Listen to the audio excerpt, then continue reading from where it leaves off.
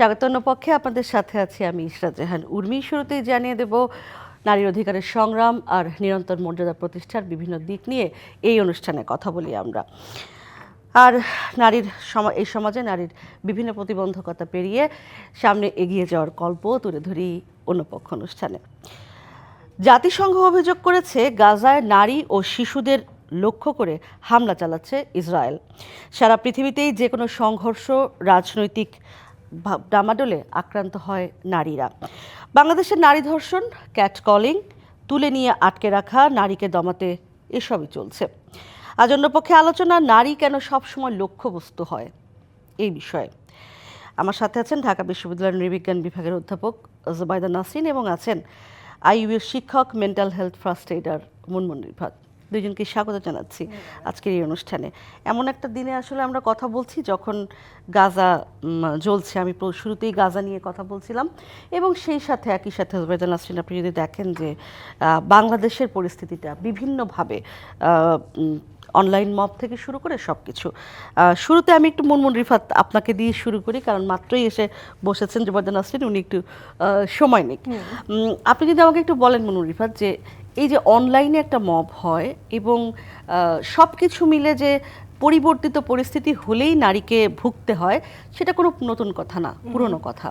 কিন্তু আমার প্রশ্ন হচ্ছে যে নতুন বাংলাদেশে আসলে আমাদের এই বিষয়টাকে কিভাবে মোকাবেলা করার কথা ছিল আর আমরা কিভাবে করছি। কারণ আমরা দেখতে পেলাম মাত্র একদিন আগে একজন নারী মডেলকে, যদিও বলা হচ্ছে যে তাকে কারণ দেখেই তুলে নেওয়া হয়েছে, কিন্তু এই ডিটেনশন আইন এইভাবে তুলে নেওয়া যায় কিনা, এই যে সব কিছু মিলিয়ে একটা চলছে একটা ধারা। ধন্যবাদ উর্মিদি, ধন্যবাদ আজকে আমাকে এখানে ডাকার জন্য এবং প্রশ্নের জন্য। আসলে নারী আমার কাছে মনে হয় বরাবরই একটা লক্ষ্যবস্তুর মতো জায়গায় ছিল। সেই জায়গাটা পরিবর্তন হবে কিনা সেইটাই দেখবার বিষয় ছিল আমাদের, এবং যুগে যুগে দুঃখজনক হলেও সত্যি আসলে এই ব্যাপারটা খুব একটা পরিবর্তনের জায়গায় যায়নি। তো অনলাইন তো নতুন শুরু হয়েছে, আগে হয়তো বা সামাজিকভাবে পারিবারিকভাবে একভাবে বলা হতো। এখন অনলাইন আসবার পরে যেটা হয়েছে, ওখানে তো দেখা যাচ্ছে না আসলে কে কি বলছে, ব্যাপারটা আরও বেশি সহজ হয়ে গেছে। তো আক্রমণ করাটাও আরও বেশি সহজ হয়ে গেছে। হ্যাঁ, তো অনেকগুলো ভাগ আছে যে আসলে এটা কি ঠিক না ভুল, সেটা আসলে সিস্টেমের এগেইনস্টে গিয়ে হয়তো বা বলতে হবে। মুনমুন, আমি আসলে জানতে চাই কি জানেন, যে অনলাইনে যে মব হয় এটা আমরা জানি। হ্যাঁ, আগে অনলাইনে হ্যারাসমেন্ট হতো, এখন মব হয়, রীতিমতো মব বসানো হয়, সেটা আমরা জানি যে কেন হয়। আমার প্রশ্ন হচ্ছে যে এটাকে আসলে এই সময়ে এসে আমরা মোকাবেলাটা কিভাবে করব। আপনি যেহেতু মেন্টাল হেলথ ফার্স্ট এইডার একই সাথে, সেটাও যদি একটু বলেন যে নারীর মানসিক স্বাস্থ্য আসলে এরকম ক্ষেত্রে কি দাঁড়ায়। হ্যাঁ, সে জায়গাটাই আসছি যে আসলে আক্রমণটা যখন অচেনা শত্রুর কাছ থেকে আসে তখন ভয়টা আরও বেশি থাকে। নারীরা এমনিতেই ভয় থাকে। আমি একটা ছোট্ট উদাহরণ দিয়ে উর্মিদি, কিছুদিন আগে আমি একটা কনফারেন্সে গেছিলাম, ওখানে একজন ছাত্রী আমাকে বললো যে আমি যে বাড়ি থেকে বেরোবো, আমি আসলে এখানে আসবো, আমার ভয় করছে, আমি আমার বন্ধুকে ফোন করে বললাম আমাকে একটু নিয়ে যা। আজকে এই জায়গায় দাঁড়িয়ে কি আমি এটা আশা করি? আমি কিন্তু এটা আশা করি না, আমরা কেউই আশা করি না। এই সঙ্গীটা তার কেন লাগবে, এবং সেই সঙ্গীটা পুরুষ সঙ্গী, সেই জায়গাটাতে আমরা এখনো কেন দাঁড়িয়ে থাকবো? হ্যাঁ, তো অবশ্যই এটা আমাদের মানসিক স্বাস্থ্যের উপর তো একটা প্রভাব ফেলছেই, শুধু প্রভাব ফেলছে না, একটা দীর্ঘমেয়াদী প্রভাব ফেলছে। এটা একটা ট্রমার জায়গায় নিয়ে গেছে এবং সেটা কন্টিনিউ হচ্ছে, যা থেকে হিলিং হয়তো নাই এবং হবে কিনা সেটা বলাটাও আসলে কঠিন। খুবই ভয়ের কথা, যে কারণ একজন মেন্টাল হেলথ ফার্স্ট এইডার যদি এই কথা বলেন তাহলে খুব মুশকিল। জুবাইদা নাসরিন, আপনার কাছে প্রশ্ন হচ্ছে এটাই, যে একটা ভয়ের সংস্কৃতি কি আবার নতুন করে চালু হলো কিনা? ধন্যবাদ। প্রথম থেকে আমি যে কথাটিতে আপনি শুরু করেছেন, গাজা এবং সব সহিংসতায় নারীকে টার্গেট করা হয়, সে জায়গাটা মূলত আমি আলাপ করতে আগ্রহী, এবং সে জায়গাকে কেন্দ্র করে ভয়ের সংস্কৃতি হলেও সেটা বিস্তার এবং পরিস্থিতি কোথায় কোথায় পৌঁছায়।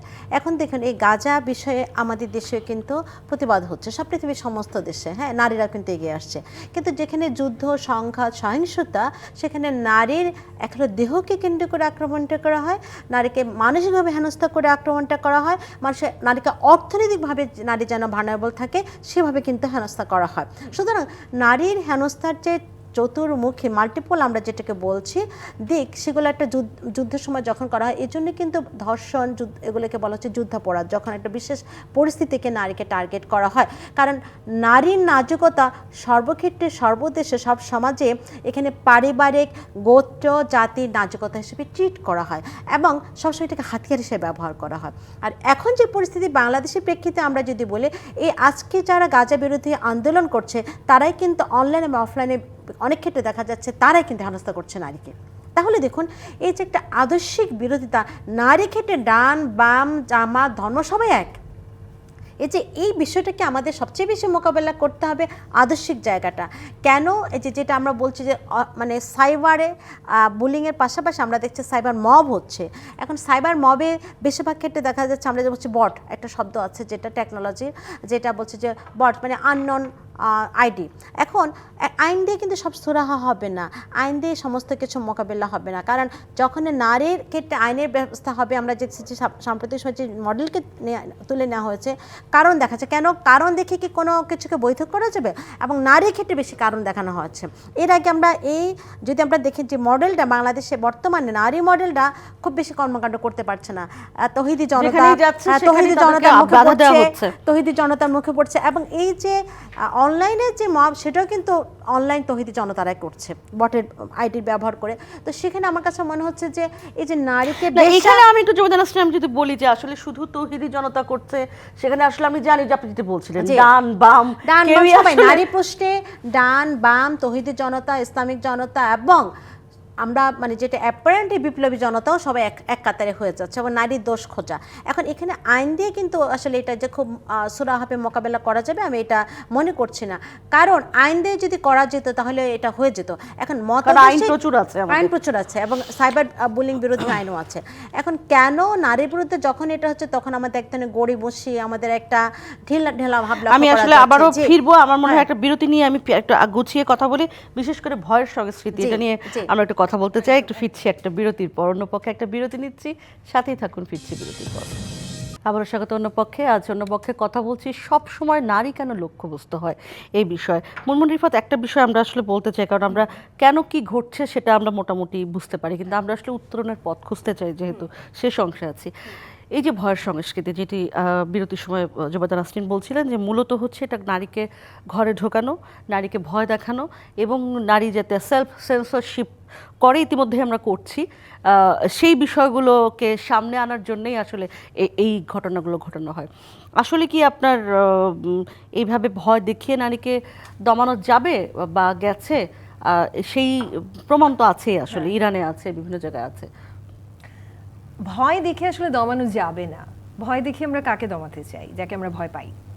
তো তাহলে আমার ধরে নিতে হবে যে নারীর শক্তি আসলে এতখানি প্রবল, যেটাকে অতিক্রম করবার জন্যই আসলে চেষ্টা করা হচ্ছে এবং তাদেরকে দমানোর জন্য এত ধরনের পন্থা এবং এত ধরনের আক্রমণের মানে উপায় নেওয়া হচ্ছে। তবে নারীদের প্রতি আমার বলতে হবে যে ওরা যদি দমে যাবার মতো মানসিকতা রাখে এবং ভয়টা পেয়ে যায়, তাহলেই সেখানে মূল বিপদটা হবে।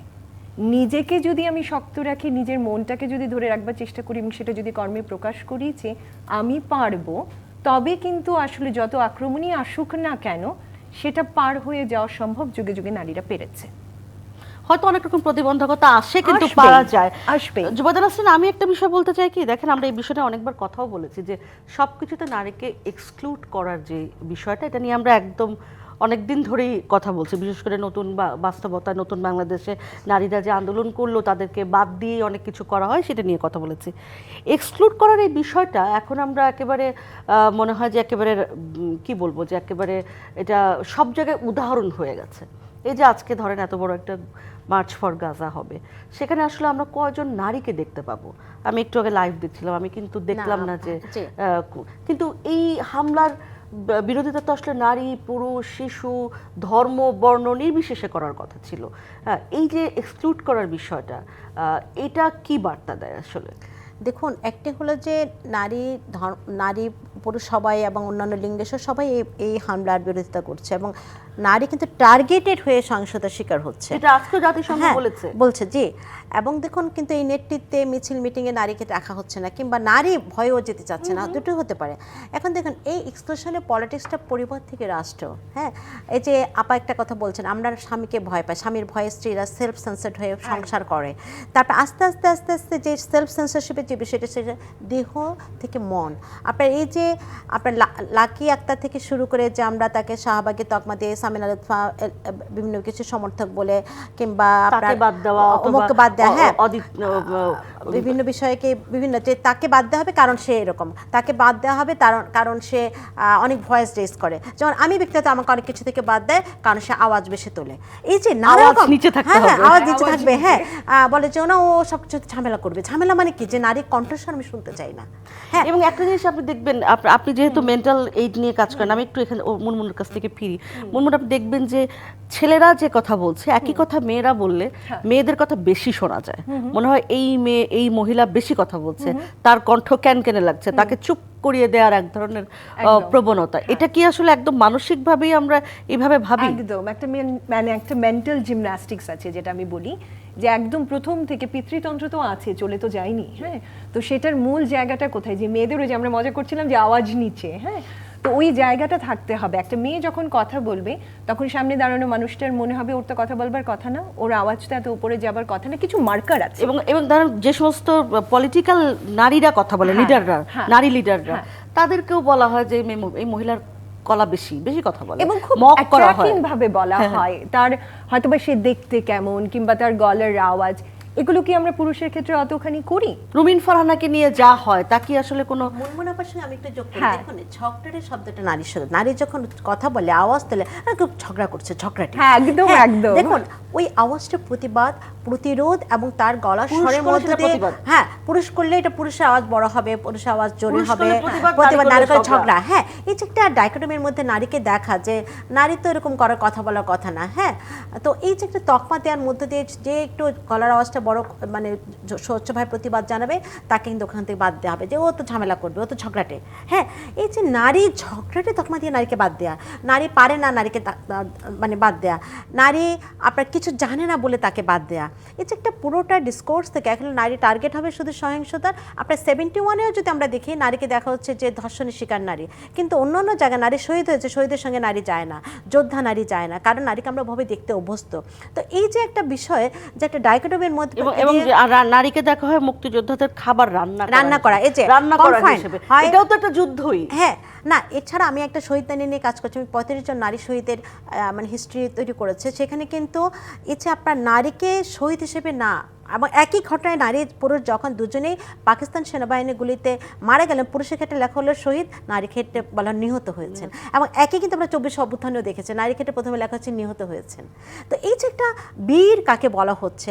এবং যদি অনলাইনের ক্ষেত্রে আপনার যেটা আমি আবারও ফিরে আসছি অনলাইন মবের ক্ষেত্রে, সেখানে কিন্তু যে যখন কোনো নারীকে আক্রান্ত করা হয় তখন সেই নারী কেমন, সে ইভেন লাকি আক্তার থেকে শুরু করে সামিনা লুৎফা থেকে শুরু করে আপনার যারা তা সে কী রকম পোশাক পরে, সে কী ধরনের আওয়াজ তোলে, এবং যে লাকি আক্তার শাহবাগে তার মানে একেবারে তার স্লোগান একেবারে পোস্টার গার্ল হচ্ছে, এখন সেই লাকি আক্তারের কণ্ঠ হলো আপনার বেশ্যাকরণ রাজনীতির মধ্যে ফেলে দেওয়া হয়েছে। একইভাবে দেখেন আপনি যে আমরা যে নুসরাত তাবাসসুম থেকে শুরু করে সবাইকে, প্রতিটি মেয়ে যাদেরকে আসলে আন্দোলনে আমরা বলবো কাজে লাগানো হয়েছে, হ্যাঁ, এবং প্রত্যেকটি মেয়েকে তাকে বডি শেমিং, নুসরাতকে অনেক বেশি বডি শেমিং করা হয়েছে বিভিন্নভাবে। এখন এই যে এখনকার পরিস্থিতিতে যেটা আমি স্পষ্ট জানান দিতে চাই যে বেশ্যাকরণের যে রাজনীতি বর্তমানে এই বাংলাদেশে আমরা দেখতে পাচ্ছি, নারী কিছু হলে নারী খারাপ, নারী এটা আগেও ছিল, আর এখন যে ধর্মীয় লেবাসে নারীর পোশাক আশাক থেকে শুরু করে, নারী টিপ থেকে শুরু করে, নারী মানে তার কি পড়বে না, নারী, হ্যাঁ, নারীকে নজরদারি রাজনীতির ক্ষেত্রে যে বেশ্যাকরণ, যে খারাপ মেয়ে সবচেয়ে বেশি আমরা দেখেছি একদম যে অভিনেত্রীদের বিষয়ে। কিন্তু আমি সর্বশেষ যে অভিনেত্রীকে উঠিয়ে নেওয়া হলো, এর আগেও আমরা বিভিন্ন অভিনেত্রীকে দেখেছি তাদের কর্মকাণ্ড করতে দেওয়া হচ্ছে না, কারণ এই যে খারাপ মেয়ে ভালো মেয়ে।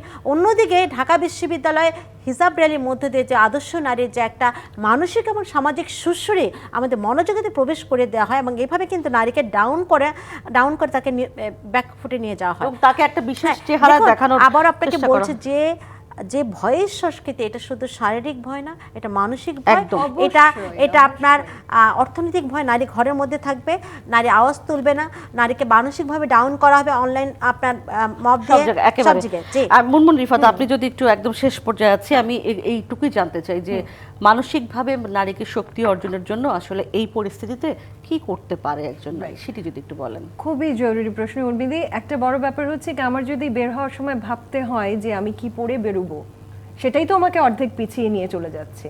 আজকে এই মুহূর্তে দাঁড়িয়ে আমি স্বাধীনভাবে কথা বলবো, আমি স্বাধীনভাবে হাঁটবো, আমি কি পরবো না পরবো, আমার ভালো লাগা জিনিসটা আমার শরীরে থাকবে, পাবলিক পরিসরে আমি যেতে পারবো কিনা, একদম। পাবলিক বাসে উঠতে পারবো কিনা। একদম। আমি অন্য কোনো শক্তির কাছে নিজেকে দুর্বল হিসেবে দেখবো, সেটা তো আমার মনোভাব হওয়ার কথা নয়, রাইট?